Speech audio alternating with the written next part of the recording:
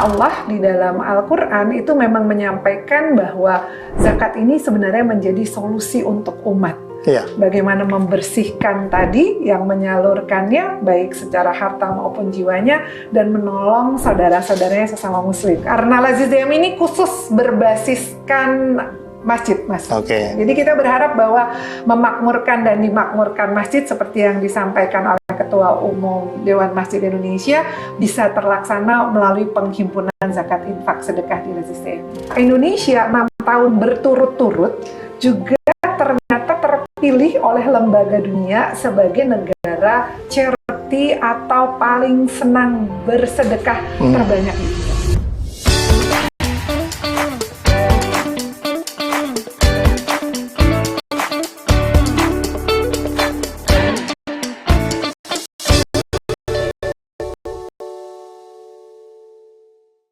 Assalamualaikum warahmatullahi wabarakatuh. Bersama saya Gatot Widakdo, kembali dalam program DMI Talk. Pada kesempatan kali ini, kita akan membahas tentang zakat. Zakat memiliki banyak manfaat, baik bagi individu yang menunaikannya maupun bagi masyarakat secara keseluruhan. Manfaat zakat meliputi penyucian harta dan jiwa, pengurangan kesenjangan sosial, serta peningkatan kesejahteraan masyarakat. Zakat juga menjadi sarana untuk mendekatkan diri kepada Allah Subhanahu wa Ta'ala dan mempererat tali persaudaraan antara sesama Muslim. Potensi zakat di Indonesia pada tahun 2025 diperkirakan mencapai lebih dari 300 triliun.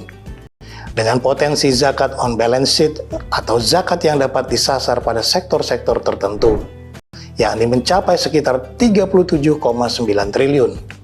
Namun, target pengumpulan zakat nasional pada tahun 2025 baru sekitar 50 triliun, sementara penerimaan zakat pada tahun 2024 baru sekitar 41 triliun.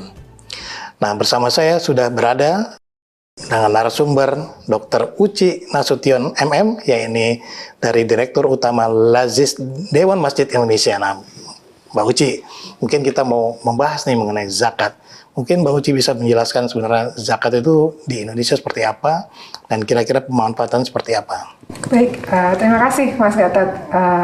Jadi seperti tadi sudah disampaikan bahwa potensi zakat secara nasional berdasarkan informasi dari Basnas 372 triliun. Sementara yang berhasil dicapai di tahun 2024 kemarin itu adalah sekitar 40-an triliun. Berarti baru sekitar 10% ya itu ya? Sekitar 10%, ya? Sekitar 10%. Nah, padahal data yang lain menyatakan bahwa ternyata masyarakat itu 66% lebih suka untuk menyalurkan zakatnya lewat masjid. Nah, jadi ini sebuah potensi sebenarnya.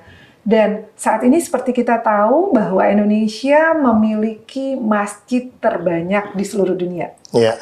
Yang kedua, Indonesia 6 tahun berturut-turut juga ternyata terpilih oleh lembaga dunia sebagai negara charity atau paling senang bersedekah terbanyak di dunia.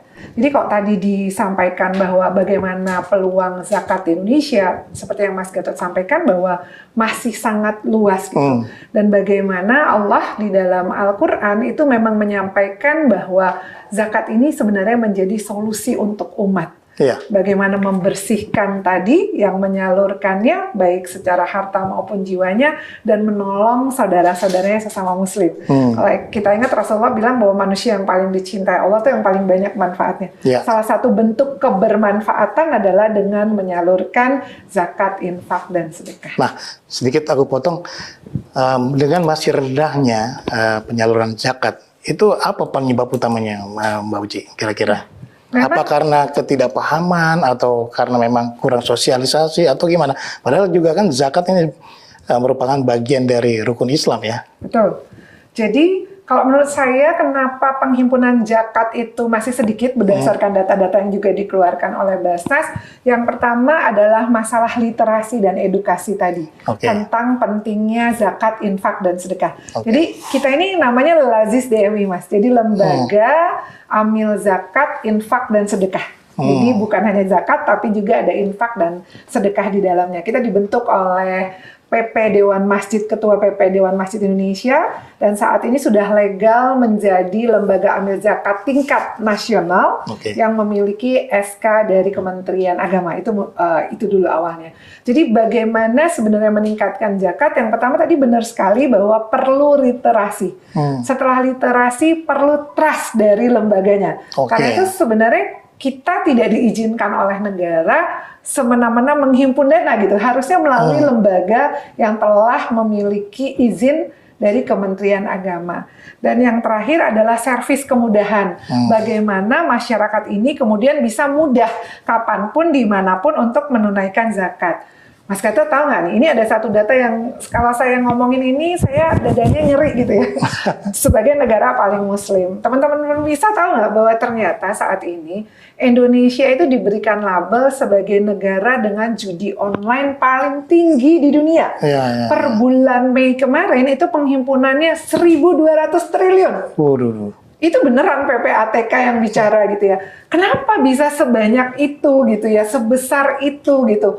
1.200 triliun, sedangkan target zakat kita aja hanya 372 triliun gitu potensinya. Nah itu tadi, karena ada kemudahan bertransaksi, karena di-endorse dengan sangat luar biasa dalam bentuk-bentuk yang mungkin tidak terlalu terlihat judi gitu ya, tetapi misalnya perlombaan, game, sport, dan lain sebagainya gitu. Karena itu memang ini perlu kerja keras kita semua, terutama Lembaga Amil Zakat Infak Sedekah bersama Dewan Masjid Indonesia, bagaimana potensi yang besar ini kemudian bisa menjadi kenyataan, karena Laziz DM ini khusus berbasiskan masjid, Mas. Jadi kita berharap bahwa memakmurkan dan dimakmurkan masjid seperti yang disampaikan oleh Ketua Umum Dewan Masjid Indonesia bisa terlaksana melalui penghimpunan zakat infak sedekah di Laziz TMI. Kalau dilihat dari sisi pemanfaatan zakat itu sebenarnya ada berapa, Mbak Uci? Kemudian kalau dari teman-teman di Laziz DMI sendiri itu sebenarnya programnya apa aja? Mungkin bisa dijelaskan ke kita. Ya, jadi rasanya sama ya, sesuai dengan juga program utamanya Basnas.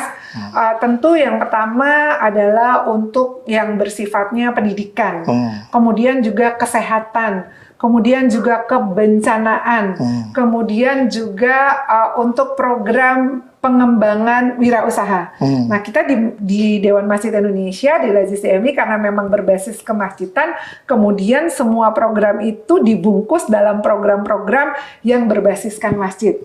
Salah satunya nih, Mas Gatot, yang sekarang menjadi program utama kita adalah mari membangun masjid di wilayah 3T. Tertinggal, terluar, terdepan gitu ya. Teman-teman tahu nggak nih, terutama generasi Gen Z gitu ya. Kita punya program sedekah 10.000-mu bisa membangun rumahmu di surga. Gerakan cinta masjid, sedekah makin berkah di rumah Allah. Hanya dengan 10.000? Dengan 10.000. Kita cari 10 juta orang, 10.000 setiap hari Jumat atau 1 bulan sekali saja. Itu sudah terkumpul dana. Kalau ada 10 juta atau 3% dari penduduk Indonesia, setiap sholat Jumat nyumbang 10.000 buat masjid, itu terkumpulnya 100 miliar, Mas. Masya Allah ya. Dengan 10.000 rupiah. Nah, ada saudara-saudara kita, saat ini Laziz DMI punya program di 10 masjid yang ada di wilayah Sulawesi dan Maluku. Mereka ada loh, Mas, yang udah 30 tahun menunggu masjidnya terbangun. Yang masjidnya itu dari kayu-kayu yang sudah benar-benar keropos, yang untuk berjalan ke masjid terdekat karena tidak ada masjid, mereka harus jalan 5 km di jalanan berbatu.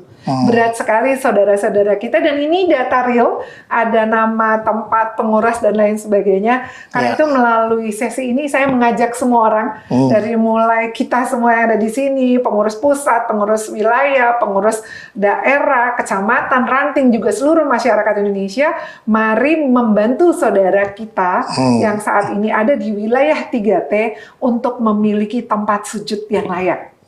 Nah, itu program utamanya Laziz DMI itu, Mas. Itu juga sesuai dengan pesan dari Ketua Umum, bagaimana masjid-masjid yang besar bisa membangun masjid-masjid saudaranya yang kecil-kecil nih. Masjid-masjid besar nasional tentu dananya lebih besar gitu ya dari masyarakat. Nah, itu yang pertama. Yang kedua, berkaitan dengan pendidikan, ini ada program utama kami juga, namanya program KKN. KKN ya? KKN, Dalam kuliah kerja nabung. dalam analogi yang positif ya? Ya, KKN ini adalah kuliah kerja nabung. Oke. Jadi ada pemuda-pemuda masjid. Pemuda-pemuda masjid ini ada persyaratannya. Yang pertama, dia adalah mustahik, pencinta masjid, remaja masjid, marbot masjid, atau apapun yang berkaitan dengan mencintai rumahnya Allah. Iya. Nah, kemudian kita nanti akan seleksi. Kemudian kita akan sekolahkan ke Darut Tauhid. Jadi kita kerjasamanya dengan Sekolah Tinggi Agama Islam Darut Tauhid. Kenapa? Karena kita ingin ada pembentukan akhlak di sana. Oke. Nah, kemudian mereka akan dilatih untuk belajar bahasa Jepang. Nah, seperti kita tahu, Jepang saat ini sangat kekurangan pegawai ya, Mas. Iya. Sangat kekurangan pegawai. Jadi kita sudah ada kerjasama dengan pemerintahan Jepang. Nah, nanti mereka akan dilatih bahasa Jepang sampai sudah lulus.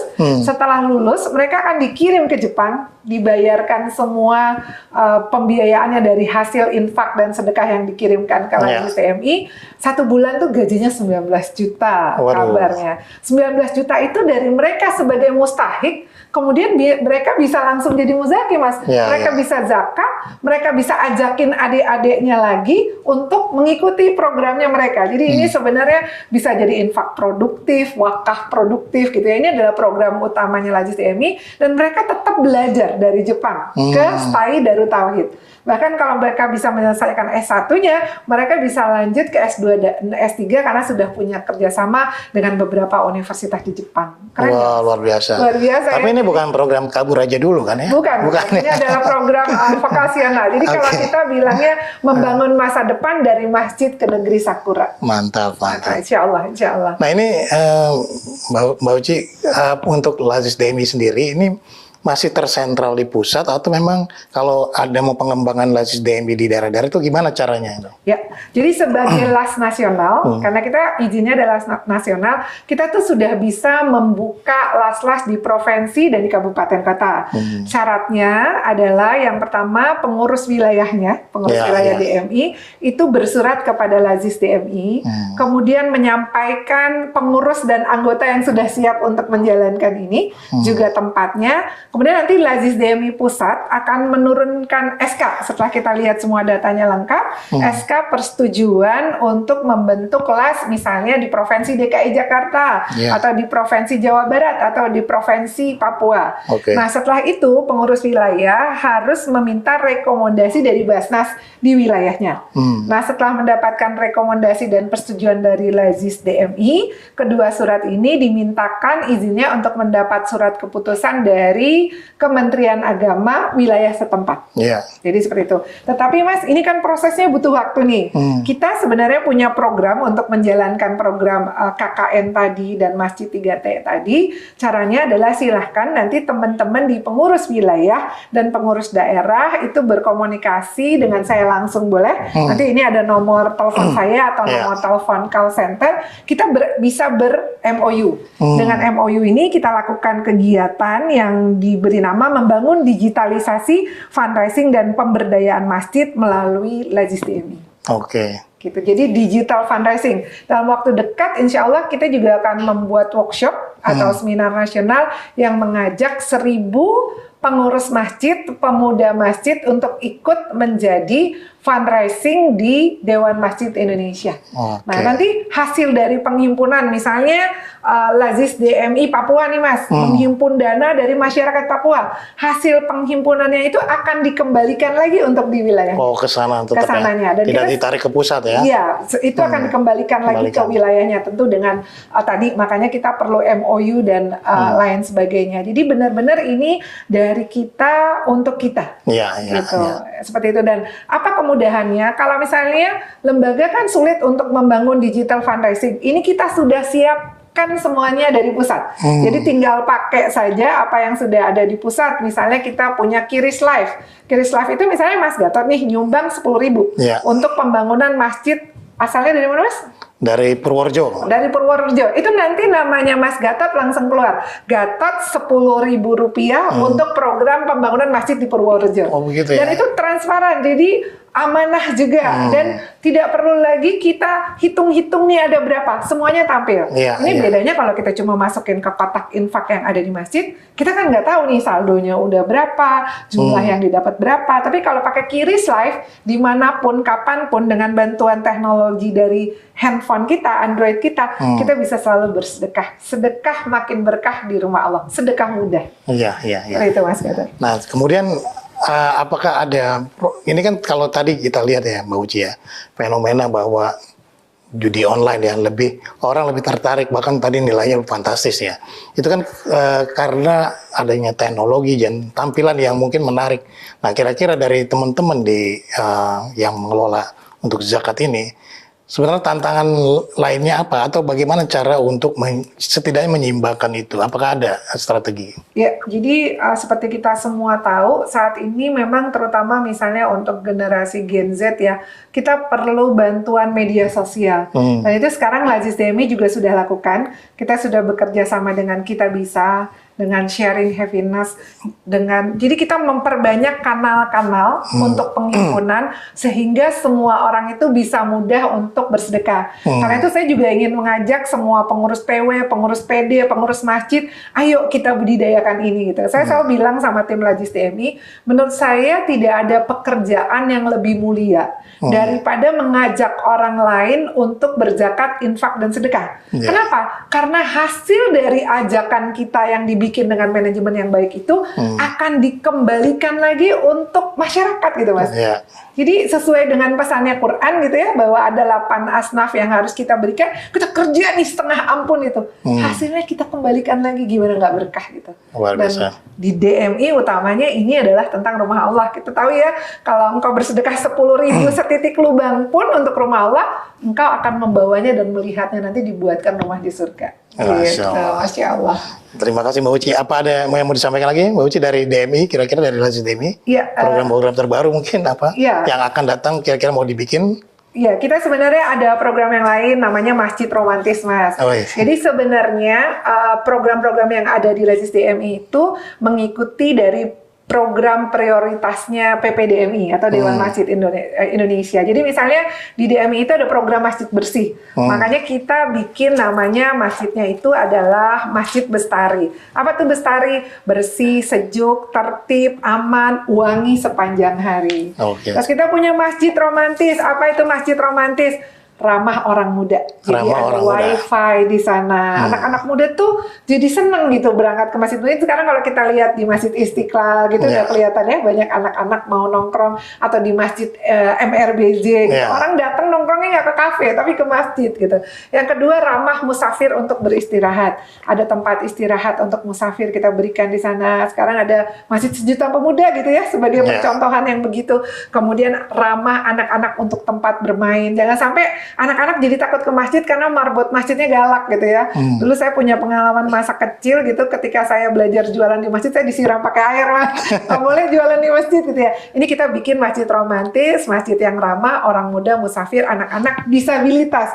Jadi di masjid-masjidnya disediakan Quran Braille, disediakan jalur untuk kursi roda, tempat wudhu yang mudah, dan ramah juga kepada tetangga sekitar. Jadi masjid bukan milik pengurus masjid, tapi masjid itu adalah milik masyarakat, kan rumahnya Allah ya. Masjid itu adalah rumahnya Allah. Jadi, dan ini semua bisa terlaksana, kami sangat butuh, benar-benar sangat butuh bantuan dari teman-teman semua untuk mau melakukan zakat, infak, dan sedekah di Masjid DMI. Oh ya, satu lagi Mas Gatot, tantangan lembaga Amin Zakat itu yang paling utama adalah trust, kepercayaan. Uang ini mau dipakai untuk siapa? Dan siapa yang ada di balik lembaga ini gitu ya. Seperti kita tahu, alhamdulillah bahwa Lazis DMI merupakan satu lembaga yang didirikan oleh Ketua Umum PPDMI, yaitu Bapak Yusuf Kalla. Kita pasti sudah sama-sama tahu bahwa beliau adalah tokoh nasional yang kepedulian sosialnya sangat besar. Kemudian juga kebetulan saya di Lazis DMI, di atas saya itu ada Pak Rudiantara, ada Pak Sofyan Jalil, juga sosok-sosok yang kita sudah kenal di masyarakat bahwa insya Allah adalah orang-orang yang terpercaya di dalamnya. Karena yang amanah ya. Amanah dan terpercaya. Karena itu yang paling penting dalam sebuah lembaga zakat. Terus saya juga sebenarnya membutuhkan bantuan generasi-generasi muda nih. Siapa yang mau jadi relawan gitu ya, mau jadi influencer untuk sama-sama kita mengedukasi, bukan tadi judi online 1.200 triliun, tapi mengajak bersama-sama semua orang untuk bersedekah di Lazis DMI. Nah, Mbak Uci, kita ini pengen berzakat, tapi kita juga perlu cara-cara yang mudah. Nah, kira-kira dari Lazis DMI ini, apa strateginya? Saya dengar tuh kemarin ada program yang disiapkan, kalau nggak salah Smart Masjid Indonesia itu ya. Itu seperti apa itu Mbak Uci? Ya, baik. Benar sekali teman-teman. Tadi dari awalan memakmurkan dan dimakmurkan masjid, bisa makmur kalau misalnya banyak dana yang bisa digelontorkan untuk program-program. Kita punya yang namanya Smart Masjid Indonesia Lazis DMI. Saya bersyukur bahwa kita dibantu oleh salah satu perusahaan developer, namanya Jcom, sudah MOU dengan Lazis DMI untuk membentuk yang namanya Smart Lazis Dewan Masjid Indonesia, dan ini sudah dipakai di Kota Tangerang. Jadi sudah ada 900 masjid yang terhubung. 900 masjid, dan ini adalah super app yang sudah ada di Google. Jadi teman-teman dari PW atau PD atau masjid tinggal mendaftar ke kami. Nanti kita kasih kuncinya, kita kasih bagaimana menggunakan dan trainingnya, dan apa yang bisa dilakukan. Kita punya 15 program di sana yang tadi saya sudah sampaikan. Kita juga punya Smart Masjid Pay. Jadi kayak untuk QRIS gitu Mas. QRIS-nya kan kalau mau bayar handphone, bayar tagihan, bayar belanjaan dan segala macam pakai QRIS nih. Nah, kita punya QRIS, namanya QRIS-nya itu adalah QRIS-nya namanya Masjid Pay. Nah, ini biasanya kalau orang bertransaksi itu yang menjual itu terkena potongannya. Nah, ini ada potongannya tetap karena itu dari OJK memang. Tetapi potongannya itu kemudian disedekahkan untuk masjid. Kalau sebenarnya kita nggak tahu buat siapa. Dan dari pengalaman yang ada, itu alhamdulillah masjid-masjid yang sudah terkoneksi itu bisa mendapatkan infak sedekah buat masjid, operasional masjidnya 1 sampai dengan 30 juta tergantung seberapa besar dia mengembangkannya. Nah, ini sesuatu yang sangat menarik dan ini kita pingin sebenarnya membuat percontohan-percontohan lain selain di Kota Tangerang. Teman-teman yang mendengarkan ini boleh nanti kontak langsung ke nomor handphone saya atau ke call centernya Lazis Dewan Masjid Indonesia. Oke, tinggal cus ya Mbak Uci. Terima kasih Mbak Uci, bincang-bincang tentang zakat menarik sekali. Ya itulah tadi pemirsa bagaimana manfaat zakat yang luar biasa ya. Jadi bukan hanya menggugurkan kewajiban kita sebagai umat Islam, tapi juga bagaimana membantu saudara-saudara kita lewat zakat. Kita akan berjumpa lagi dalam program DMI Talk berikutnya bersama saya Gatot Widakdo. Assalamualaikum warahmatullahi wabarakatuh.